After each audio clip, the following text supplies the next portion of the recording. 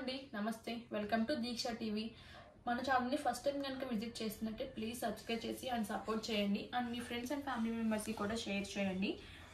ఇది వచ్చేసి బ్రాసో శారీస్ అనమాట. ఇది వచ్చేసి red and green colour combination. చూస్తున్నారు కదా ఓవరాల్ శారీ ఎలా ఉందో, ఇది అనమాట ఓవరాల్ శారీ. ఇది వచ్చేసి పళ్ళు అనమాట.